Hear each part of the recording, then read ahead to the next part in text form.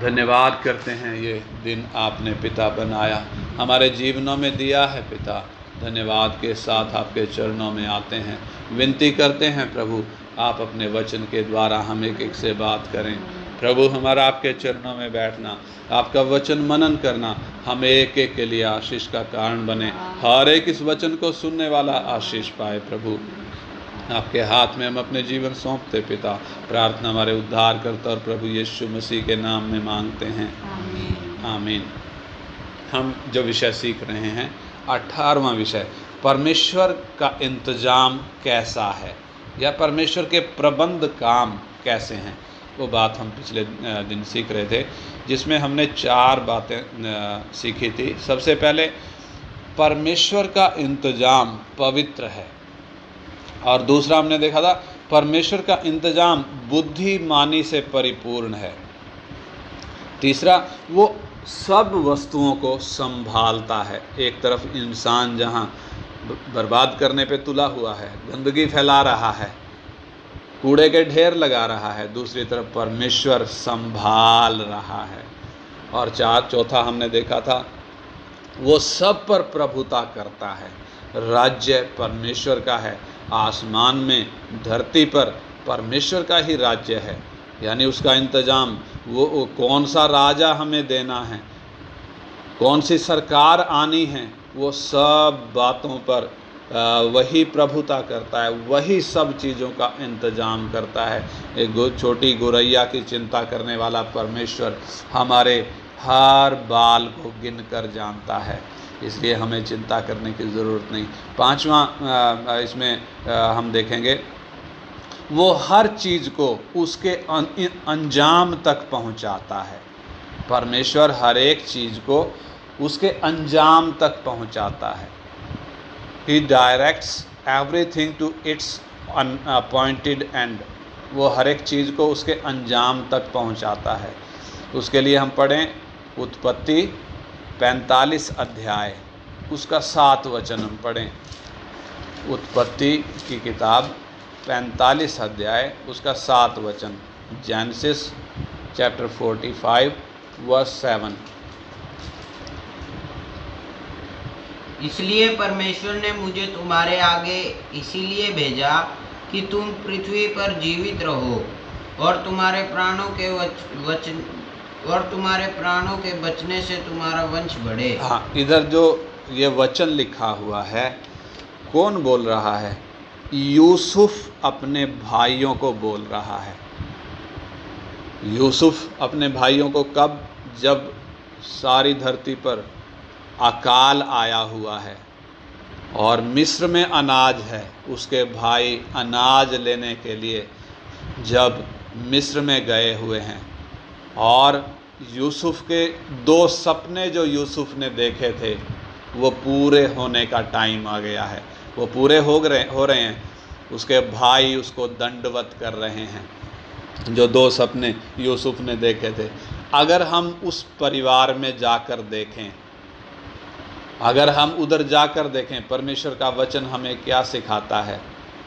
कई बार हम सोचने लगते हैं कि हमारे आचरण के कारण या हमारे भक्ति के कारण परमेश्वर हमसे प्रसन्न है। ऐसा नहीं है। परमेश्वर हमारी जो देखभाल करता है वो हमारे आचरण के कारण नहीं, परंतु इस बात को अगर हमें समझना है तो याकूब के उस घराने में हम जाकर देखें। याकूब, जिसका नाम ही क्या है? धोखा देने वाला। परमेश्वर ने 2 बार बोला, तेरा नाम याकूब नहीं होगा बल्कि तेरा नाम इस्राएल होगा। 2 बार परमेश्वर ने बोला, और हम देखते हैं वो इतना चालाक, इतना चालबाज था, अपने भाई को, बड़े भाई को धोखा दिया। उससे पहलौठे का अधिकार छीनने के लिए, पहलौठे की आशीष छीनने के लिए भी अपने बाप को अपनी माँ के साथ मिलकर धोखा दिया। इतना ही नहीं, अपने मामा को धोखा दिया। मामा के घर जाने से पहले उधर रास्ते में एक कुआं भी था।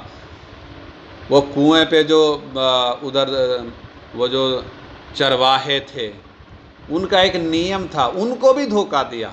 ये जिधर भी जा रहा है उधर धोखा ही दे रहा है।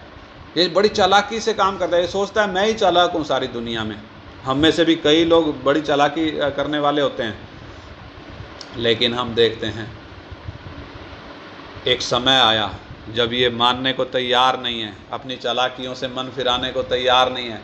परमेश्वर एक पुरुष के भेष में इसके साथ कुश्ती कर रहा है। परमेश्वर कुश्ती कर रहा है। कुश्ती करने का मतलब, जैसे हम किसी बेहोश आदमी को कंधों से पकड़कर हिलाते हैं ना, होश में आने के लिए, अरे होश में आ जा, वैसे ही परमेश्वर वो इसको होश में ला रहा है, लेकिन ये होश में आने के लिए तैयार ही नहीं है। और फिर हम देखते हैं क्या क्या घटना घट रही है। मामा ने धोखा दिया है। जिस राहेल से ये प्यार करता था वो ना दे के उसके स्थान पर लेया दे दी। फिर उसकी मजदूरी को 10 बार बदल दिया। इतना ही नहीं, उसकी एक ही बेटी है, 12 बेटे हैं और एक बेटी है। वो एक बेटी का बलात्कार हुआ। उतना ही नहीं, अगर और आगे जाकर देखें तो उसके बड़े बेटे ने इसकी पत्नी के साथ कुकर्म किया। उससे छोटे जो दो हैं, सिमियोन और लेवी, उन्होंने कौन सा कांड किया हम देख सकते हैं। उन्होंने अन्य जातियों का खतना करवाया। खतना जो वाचा का चिन्ह है, किस तरीके से उसका मजाक उड़ाया। अन्य जातियों का खतना किया और बाद में शेकेम को, उसके जितने भी पुरुष थे सबको मार डाला और लूट लाट कर उधर से जब निकलने की बारी आई सब डर गए। और याकूब भी बहुत डर गया, अब क्या होगा, अब कैसे होगा। और ये 3 बेटे ही केवल नहीं, 12 बेटे हैं। ये बिगड़े हुए बेटे हैं, ये बहुत बिगड़े हुए हैं। इनमें आपस में भाईचारे का भी प्यार नहीं है। बिना वजह ही इन्होंने अपने एक छोटे भाई यूसुफ को बिना वजह ही उससे नफरत करते हैं, बिना वजह नफरत करते हैं। बाप उससे प्यार करता है तो भी नफरत करते हैं। बाप ने उसको अंगरखा ला के दे दिया रंग बिरंगा तो भी उससे नफरत करते हैं। और उसने सपने देख लिए तो और नफरत करने लग गए। वो उनको भलाई की बातें बोलता है तो भी नफरत करने लग गए। उनकी बुराई बाप को बताता है आके तो भी उससे नफरत करते हैं। इतना नफरत करते हैं उनके लिए खाना लेकर गया, उनका हाल जानने के लिए शेकेम में गया। उस शेकेम में नहीं मिले तो दोतान में ढूंढते ढूंढते गया तो भी उसको पकड़कर मार डालने का प्रयास किया। मार डालना चाह रहे थे, प्लान मार डालने का था। वो तो एक ने बोला कि मारो नहीं बल्कि इसको गड्ढे में डाल दो, गड्ढे में डाल दिया और बाद में हम देखते हैं निकाल कर इस्माइलियों के हाथ में बेच दिया। और इस्माइलियों ने जाकर उसको मिस्र में जाकर बेच दिया। अगर हम देखें तो ये परिवार को देखें, इनके कामों को यदि हम देखें तो हमें लगता नहीं है कि ये अब्राहम के वंशज हैं, ये अब्राहम के साथ बांधी हुई प्रतिज्ञा के, उस वाचा के भागी हैं करके इनके कामों से देखने से तो ऐसा नहीं लगता। इन बिगड़े हुए भाइयों को और आगे इनकी संतानों को परमेश्वर ने बचाने के लिए यूसुफ को मिस्र में भेजा। इनको बचाने के लिए, इनको ये इस लायक हैं नहीं कि इनको बचाया जाए, लेकिन फिर भी परमेश्वर का इंतजाम हम देखते हैं इन बिगड़े हुओं को बचाने के लिए। आपस में एक दूसरे से प्यार भी नहीं है, माँ बाप का भी आदर नहीं है। इनको बचाने के लिए, इनके बच्चों को बचाने के लिए परमेश्वर ने कैसे इंतजाम किया। यूसुफ को पहले मिस्र में भेजा। 13 लंबे साल यूसुफ परीक्षा में से होकर गया, परख में से होकर गया, अंधकार भरे उसमें समय में से होकर गया, अंधकार की वादी में से होकर गया। एक बार भी वो 2 सपनों को अगर हम छोड़ दें, परमेश्वर ने इससे कभी सीधे बात नहीं करी है, कभी भी सीधे बात नहीं करी है। और अगर हम इसका जीवन देखें तो परमेश्वर बात नहीं कर रहा, एक पे एक समस्याएं इसके जीवन में आ रही हैं, एक के बाद परख इसके जीवन में आ रही है, एक के बाद एक परख आ रही है, एक के बाद एक परीक्षा आ रही है, और कोई भी इसके साथ भलाई नहीं कर रहा। ये सबके साथ भलाई कर रहा है, लेकिन बदले में इसको बुराई ही मिलती है। और हम देखते हैं एक समय आया, परीक्षा का एक टाइम होता है, परख का एक टाइम होता है। समय आया, इसकी परख जब खत्म हो गई और ये जेल में पड़ा है, और जब इसकी परीक्षा का टाइम खत्म हो गया, हम देखते हैं मिस्र का फिरौन, उसकी नींद हराम हो चुकी है। मिस्र के फिरौन जो उधर का राजा है, सम्राट है, उसकी नींद हराम क्यों हो चुकी है?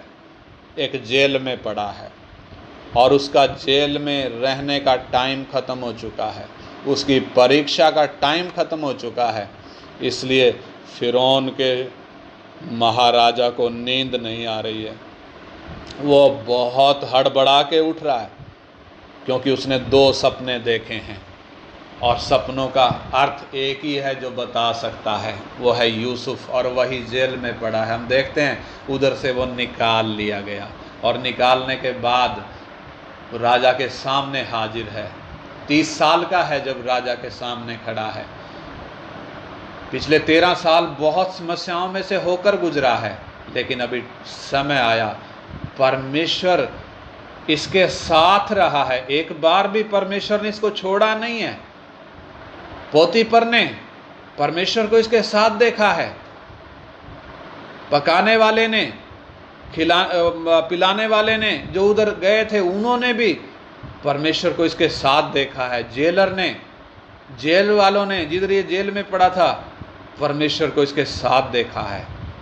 बावजूद इसके ये इतने लंबे टाइम परीक्षाओं में से होकर गया, लेकिन जब ये फिरौन के सामने खड़ा है, इसकी बुद्धि की बातों पर ध्यान दें, इसके परमेश्वर पर विश्वास को ध्यान दें। ये किस तरीके से मिस्र में एक ऐसा इंतजाम स्थापित करता है, ऐसा सिस्टम स्थापित करता है कि 7 साल के अकाल के समय इसने बड़ा अनाज बचा कर रखा। ना केवल इसने मिस्रियों के प्राण बचाए, बल्कि दूर दूर देशों से आने वाले लोगों को अनाज बेचा और उनके भी प्राणों को बचाया। और समय आया, इसके भाई भी अनाज खरीदने के लिए इसके सामने हैं। हम देखते हैं शुरू में, अगर हमने वो वचन पढ़े हैं तो शुरू में उसके भाई पहचाने कोई नहीं, इसने उनको पहचान लिया। जो सपने देखे थे वो साकार होकर सामने हैं, भाई दंडवत कर रहे हैं। और बाद में हम देखते हैं इसने उनको अनाज दे दिया। अनाज ही केवल नहीं दिया, उनका जो पैसा था वो भी बोरों में वापस भेज दिया। यानी हम देख सकते हैं परमेश्वर किस तरीके से इंतजाम कर रहा है। कनान में अकाल है, कनान में ऐसा इंतजाम नहीं है, अनाज खत्म हो गया, जानवर भी भूखे मर रहे हैं, इंसान भी भूखे मर रहे हैं। ऐसे में परमेश्वर इस वंश को, अगर इस वंश का चाल चलन देखें तो इस लायक नहीं है कि इनको बचाया जाए, फिर भी इस वंश को परमेश्वर मिस्र में लेकर आ रहा है। क्यों लेकर आ रहा है? इनको बचाने के लिए। और इतना ही नहीं, अगर ये कनान में रहेंगे तो कनानियों के साथ घुल मिल जाएंगे, कनान देश इनको कब्जा करके देगा परमेश्वर। लेकिन अगर ये कनानियों के साथ घुल मिल गए तो फिर ये कनानियों को निकाल नहीं पाएंगे, कनान देश कभी भी इनको मिलेगा नहीं। इसलिए परमेश्वर ने इंतजाम करके इनको 400 साल के लिए, करीब 400 साल के लिए उधर से निकाला। 400 साल बोले तो 4 पीढ़ियों के लिए, 4 पीढ़ियों के लिए इनको उधर से निकाला, मिस्र में लेकर आया। किस तरीके से इनको, इनके प्राणों को बचाया, इनकी संतानों के प्राणों को बचाया। हम देख सकते हैं परमेश्वर भला होने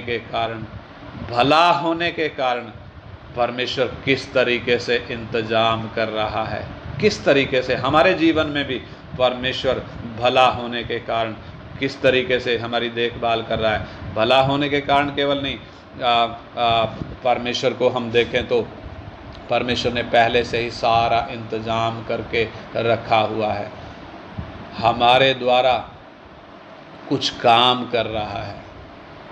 वो इंतज़ाम करते समय में अपनी योजना को पूरा कर रहा है।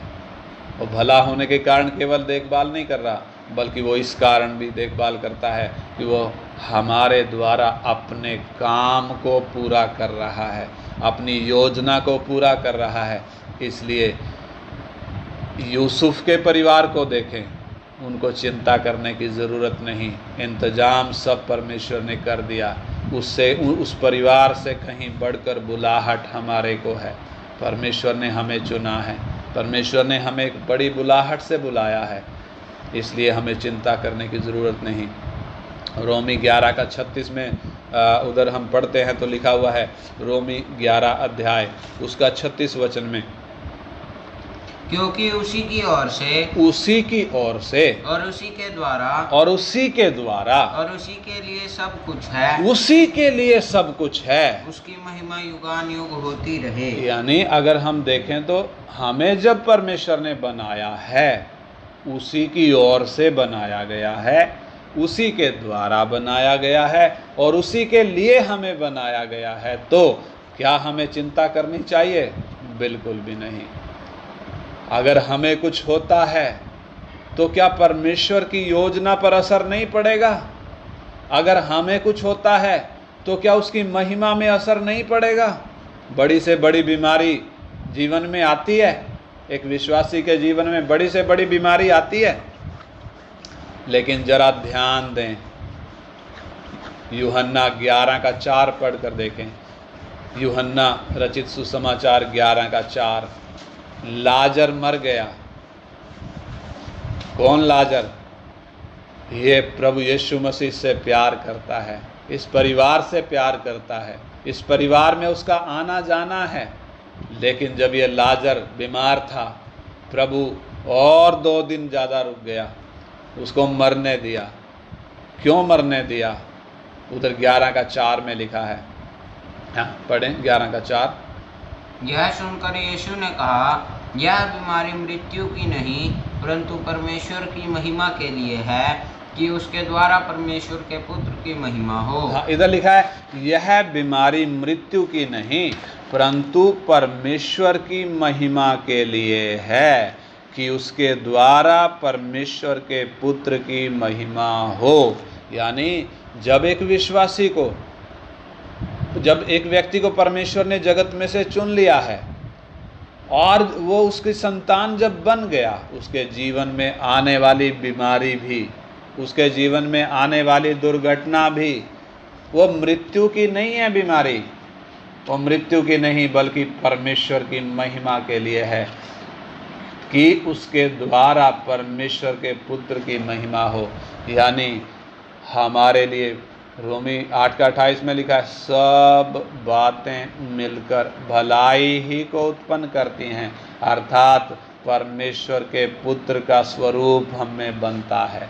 यानी परमेश्वर किस रीति से सब चीज़ों की देखभाल करता है, सब चीज़ों का इंतजाम करता है। हमारे जीवन में आने वाली समस्या को भी उसने एक इंतजाम के तहत ही हमारे जीवन में आने दिया है।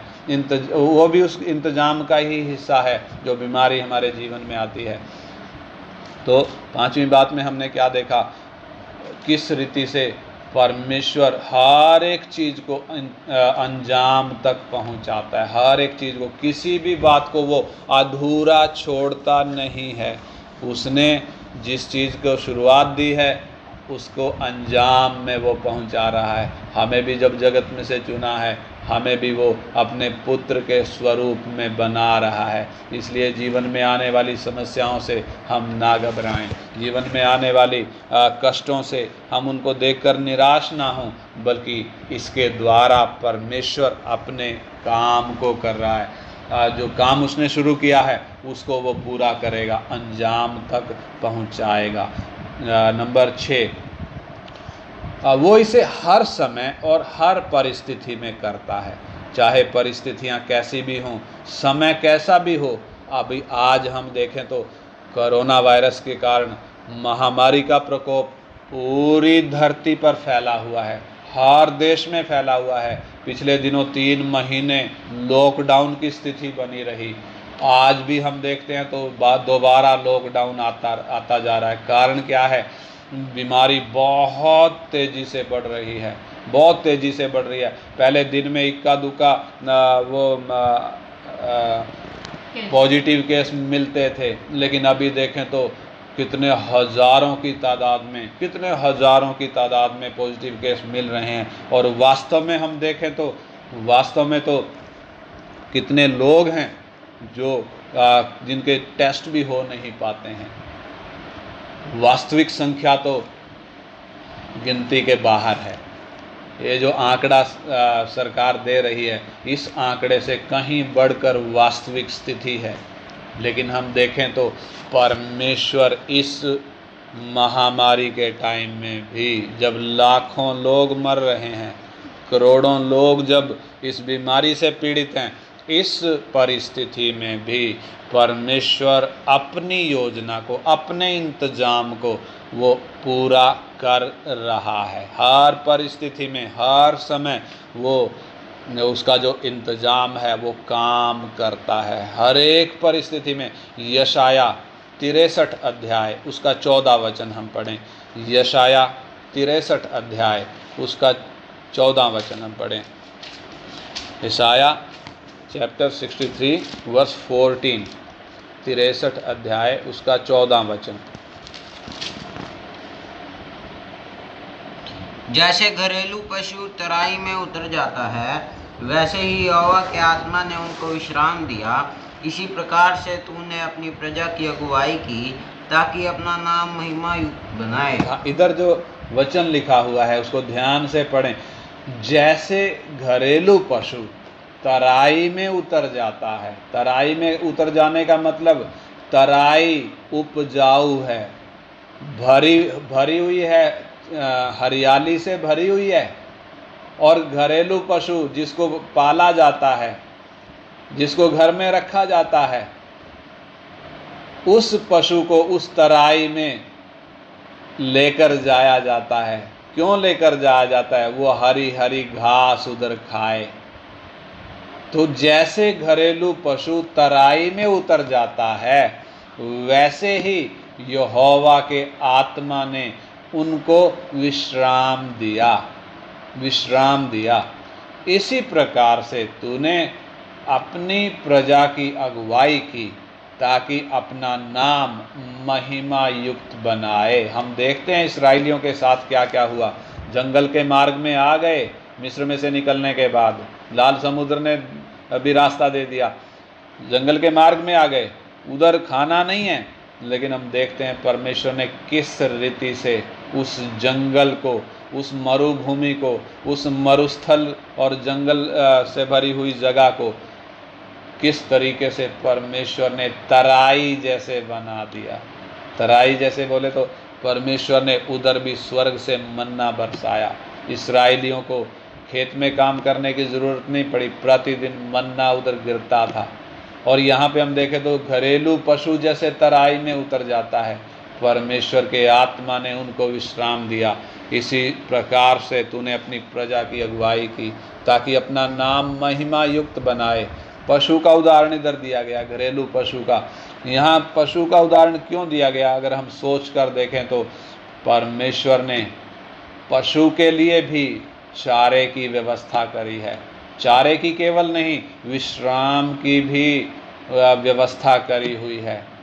उसका भी इंतजाम किया, चारे का भी इंतजाम है, पानी का भी इंतजाम है, और आराम करने का भी इंतजाम। किसके लिए? पशु के लिए। इसलिए इधर पशु का उदाहरण दिया गया है। घरेलू पशु जैसे तराई में उतर जाता है, उधर चारा चरता है, उधर पानी पीता है और उधर आराम भी करता है, वैसे ही परमेश्वर अपने लोगों को भी उसी तरीके से चलाता है। पशु की जब देखभाल कर रहा है, पशुओं के लिए जब ऐसा प्रबंध है, तो क्या वो अपने लोगों का देखभाल नहीं करेगा? क्या उनका इंतजाम नहीं करेगा? वो इंतजाम कर रहा है। इस्राएलियों के साथ हम देखें, इस्राएलियों के साथ वो वफादार रहा। हम अपने जीवन में पीछे मुड़कर देखें, कैसी अभी परिस्थितियां पिछले दिनों आई, दुनिया परेशान हो गई, लोगों का काम छूट गया, काम छूटने के कारण खाना घर में नहीं रहा, पैसे नहीं रहे, इसलिए भूखे, कितने लोग भूखे मर गए, कितनी भीड़ की भीड़, खाना ना होने की वजह से कैसे हम सड़कों पर चलते हुए देखे, कैसे हम बस स्टैंड पे और किस तरीके से रेलवे स्टेशनों पर भीड़ की भीड़ हमने देखी। क्यों? क्योंकि पैसा नहीं है, खाना नहीं है, परेशान हो गए, निराश हो गए, कितने लोग मर गए, कितने लोग एक जगह से दूसरी जगह जाते हुए मर गए। ऐसे में हम अपने जीवनों को देखें, परमेश्वर ने किस अद्भुत तरीके से हमें चलाया है, किस अद्भुत तरीके से हमारा इंतजाम किया है। हर समय, हर परिस्थिति में वो ये काम करता है। हालेलुया! वो कितना महान है, वो कितना विश्वास के योग्य है, कितना विश्वास के योग्य है। मनुष्य के पास बुद्धि भी है, ज्ञान भी है और बहुत तरक्की भी कर ली, बहुत हथियार भी हैं, बहुत कुछ है, पैसा भी बतेरा है, लेकिन एक छोटे से वायरस को वह मार नहीं पाया। बीमारी के कारण कितने लोग मर गए, भूख से कितने लोग मर गए। ऐसे में हमारा जीवन, हम पीछे मुड़कर देखें, आज भी परमेश्वर प्रतिदिन हमारे लिए मेज लगाता है। क्यों मेज लगाता है? हमारी आत्मिक ज़रूरत केवल नहीं, हमारी शारीरिक ज़रूरतों को भी वही पूरा करता है। उसने हमारे लिए हर एक चीज़ का इंतज़ाम किया हुआ है, पहले से ही हमारे बालों को गिनकर जाना हुआ है, पहले से ही गिनकर जाना हुआ है। कितना हमें किस चीज़ की कितनी ज़रूरत पड़ेगी, कितने क्विंटल खाना हम खाएंगे, हमारे बनाने से पहले उसने हिसाब में ले रखा है और उसका इंतज़ाम भी कर रखा है। इसलिए आज जब इंसान ज़मीन में बीज डालता है तो वो पौधा बनकर उगता है और एक बीज से सैकड़ों बीज अनाज पैदा होता है। एक पेड़ से कितना फल लगकर इंसान के लिए, बेशक इतनी भीड़ है धरती पर, तो भी परमेश्वर इंतज़ाम कर रहा है, परमेश्वर इंतज़ाम कर रहा है। जब अन्य जातियों के लिए इंतज़ाम है, हम देखते हैं सूरज बराबर सबको रोशनी देता है, बारिश जब गिरती है बराबर सबको मिलती है, हवा जब चलती है बराबर सबको लगती है। ऐसे में परमेश्वर अपने चुने हुओं से कितना ज़्यादा उनकी चिंता करता है, कितना ज़्यादा उनका इंतज़ाम करता है। और ये लॉकडाउन भी देखें तो कलीसिया की तरक्की के लिए आया है। दुनिया एक तरफ जहाँ परेशान है, कलीसिया ने बल पाया है, कलीसिया ने अभिषेक पाया है, कलीसिया सरगर्म हुई है, विश्वासी और विश्वास में मजबूत हुए हैं। जो पहले जब महीने में या 15 दिन में या सप्ताह में एक बार संगति करते थे, अभी हर रोज़ हम देखें परमेश्वर इंतज़ाम कर रहा है। और इन दिनों कलीसिया की तरक्की हुई है, प्रभु की आमद के लिए कलीसिया तैयार हो रही है। कितने नए लोग इस लॉकडाउन में प्रभु की ओर फिरे हैं, बड़े बड़े गढ़ टूटे हैं, हमने अपनी आंखों से देखा है, बड़े बड़े गढ़ इन दिनों में टूटे हैं। परमेश्वर ने किस रीति से काम किया है, उसने हमारे लिए उद्धार का भी प्रबंध किया, खाने की चीज़ों का केवल नहीं, उसने हमारे लिए उद्धार का प्रबंध भी पहले किया हुआ है। हमारी देखभाल करना, हमारी अगुवाई करना परमेश्वर को अच्छा लगता है। ये बात परमेश्वर को महिमा देती है। वह अपने नाम को किसी भी रीति से नीचा होने नहीं देगा, किसी भी रीति से वो अपने नाम को नीचा होने नहीं देगा। इसलिए हमें किसी बात की चिंता करने की ज़रूरत नहीं, बल्कि उसमें विश्वास हमारा प्रतिदिन बढ़ना चाहिए। मनुष्य के लिए नरक की आग क्यों परमेश्वर ने रखी हुई है? नरक की आग मनुष्य के लिए नहीं थी, बल्कि जो नरक की वो बड़ी अग्नि परमेश्वर ने बनाई हुई है, वो शैतान और उसके दूतों के लिए बनाई थी। इंसान उसमें क्यों जा रहा है? इंसान उसमें क्यों जा रहा है? अपनी मर्जी से जा रहा है। परमेश्वर ने सारा इंतजाम किया है, सब इंतजाम किया हुआ है। बावजूद इसके बावजूद भी जब इतना इंतजाम होने के बावजूद भी इंसान ने जब ठान लिया है मैं परमेश्वर पर भरोसा नहीं करूँगा, तो फिर नरक की आग तो है ही है, नरक की आग में तो जाएगा ही, क्योंकि परमेश्वर अपने काम से पीछे हटने वाला नहीं है। हालेलुया। तो छठी बात हमने क्या देखी?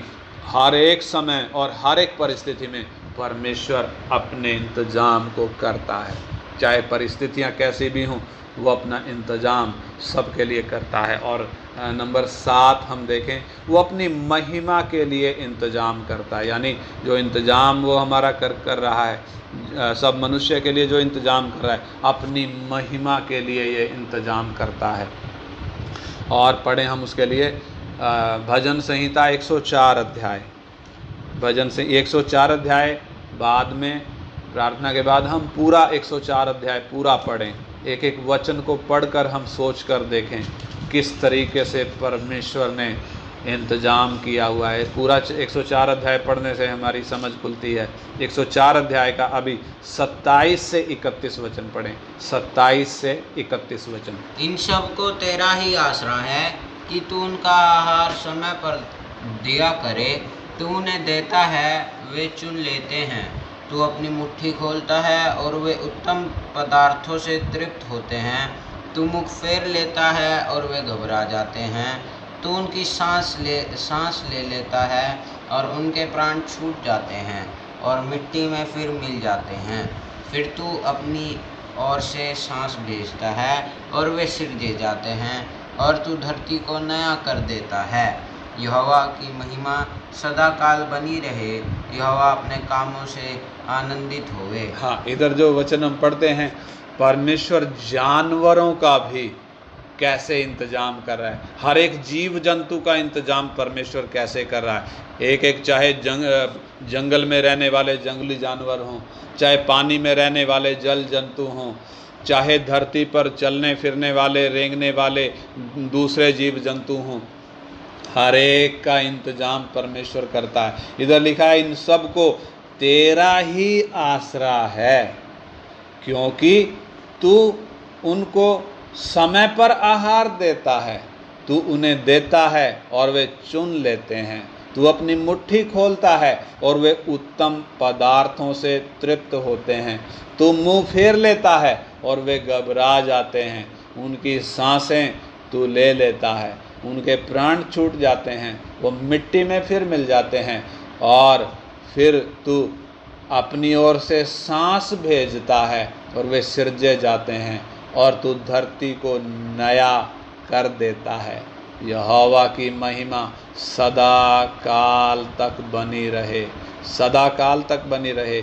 यहोवा अपने कामों से आनंदित होए।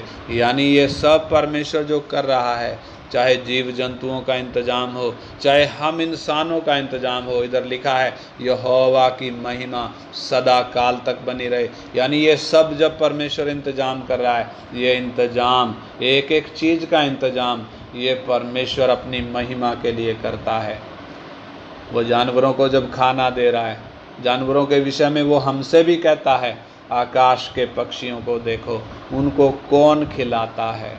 उनका ना खेत है, वो ना बीज बोते, वो ना फसल काटते हैं, ना अपने खत्तों में इकट्ठा करते हैं, तो भी तुम्हारा स्वर्गीय पिता उनको खिलाता है। और जब उनको खिलाता है तो हे अल्प विश्वासियों, तुम्हें वो क्यों नहीं खिलाएगा। जब गौरैया को वो ध्यान रखता है, गौरैया भी जब इंसान की नज़रों में उसकी कुछ भी बेशक कीमत ना हो, लेकिन परमेश्वर की नज़रों में उसको भी कीमत है। परमेश्वर उसका भी इंतजाम करता है। तो हम जिनके सिर के सब बाल भी गिने हुए हैं, हम जिनको परमेश्वर ने अपने पुत्र के खून से खरीदा है, इतना ही नहीं, अपने स्वरूप समानता में हमें बनाया, अपने पुत्र के खून से खरीदा, जिनको अपना वारिस करके जगत में से चुना है, अपना पुत्र बनाया है, हमारे लिए वो कितना ज़्यादा क्यों नहीं करेगा। हमें कभी वो धोखा नहीं देता, हमें कभी वो अकेला नहीं छोड़ता, परमेश्वर का वो इंतज़ाम हम देख सकते हैं। तो हमने परमेश्वर के इंतज़ाम में 7 बातें देखी हैं। ये एक बार मैं दोहरा देता हूँ। सबसे पहले परमेश्वर का जो इंतज़ाम है वो पवित्र है। वो 2 पेड़ जो अदन की वाटिका में हम देखते हैं, इसलिए नहीं है कि इंसान पाप करे, बल्कि अपनी स्वतंत्र इच्छा में वो पवित्रताई को चुने। वो पवित्रताई को चुनने के कारण इंसान को स्वतंत्र इच्छा है। और वो 2 पेड़ हम देखते हैं। नंबर 2, परमेश्वर का जो इंतजाम प्रबंध कार्य है बुद्धिमानी से परिपूर्ण है। और नंबर 3, वो अपने वचन से सब वस्तुओं को संभालता है। और नंबर 4, वो सब पर प्रभुता करता है। और नंबर 5, वो हर चीज़ को उसके अंजाम तक पहुंचाता है। और नंबर 6, वो इसे हर समय और हर परिस्थिति में करता है। और ये सब जो कर रहा है वो अपनी महिमा के लिए करता है। ये 7 बातें हमने देखी परमेश्वर के इंतजाम में। और इन 7 बातों को जब हम सीखते हैं, इनको जब हम गौर करते हैं, तो हमें परमेश्वर के 4 गुण दिखाई देते हैं। परमेश्वर के 4 गुण इन 7 बातों में दिखाई देते हैं। कौन कौन से हैं? नंबर 1, परमेश्वर सर्वोच्च है। परमेश्वर सॉवरेन है, सॉवरेंटी को दिखाते हैं, यानी परमेश्वर सर्वोच्च है। सारा कंट्रोल, धरती का सारा नियंत्रण, धरती का केवल नहीं पूरे ब्रह्मांड का सारा नियंत्रण परमेश्वर के हाथ में है। इंचार्ज वही है, परमेश्वर के हाथ में है। और नंबर 2, सब चीज़ों का पहले से निर्धारण किया हुआ है। प्रीडेस्टिनेशन, सब चीज़ों का परमेश्वर ने पहले से निर्धारण किया हुआ है।